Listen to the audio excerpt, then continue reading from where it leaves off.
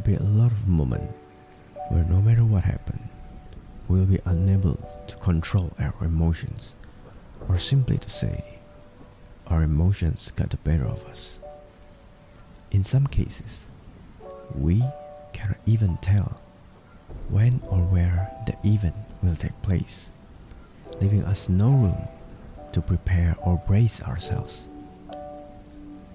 By accepting and knowing the fact that a particular thing is one of those things that we cannot control in our life will at least give us an edge in solving this kind of problem. But imagine the moment that the impact of said problem is so great that it leaves us vulnerable to the unavoidable feeling of rage and sadness, where surely our logical way of thinking will be severely hindered and will be taken over mostly by our feelings. Thinking and acting by feelings is good, and same can be said to the same things with our brain, or in this case, logic. By using our feelings, we will be able to approach a particular problem by using our desire. Let me explain. By showing our desire and face a problem with it, we are going to be more lenient towards care and forgiveness. Whereas using logic solely depends on the best decision within this moment and situation. Using feelings will bring out the best decision for the subject of said problem, which in some cases will be much more accepted by the receiving end of our approach. Using feelings will also require an individual to be more prepared of the possibility of burning out and overstress as well. This is caused by the fact that not every person is capable of thinking using their feelings to such an extent that no problem or reluctance will occur. The most realistic example is in a situation where we are faced with a problem where the subject of said event is a person with hard and stubborn personality. Just like I said before, not every person is able to keep their feelings and emotions in check while facing the person with the mentioned attitude before. Using logic as our way of thinking and acting, on the other hand, is pretty much the opposite of using feelings as our way of thinking and acting. Whereas using our feelings is closely tied with the terms of warm, long-lasting and patience, using our logic will be easily described with the terms of cold, quick decision and efficient. The person who uses their logic in acting and thinking will be most likely the type of person who doesn't like to be involved too much and long in any kind of problem.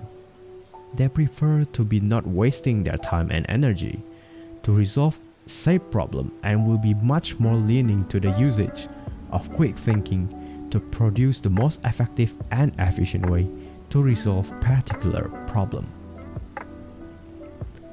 Both of those ways of thinking have their own disadvantages and advantages respectively.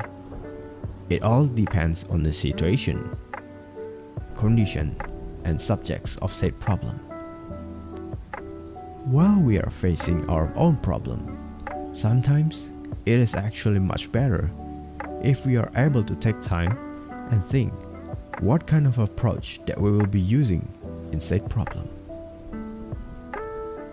Not everything can be solved using only our logic or feelings, but there will be some rare cases whereas using both approach with the same amount and intensity will produce a much more effective resolution rather than using one of the said above.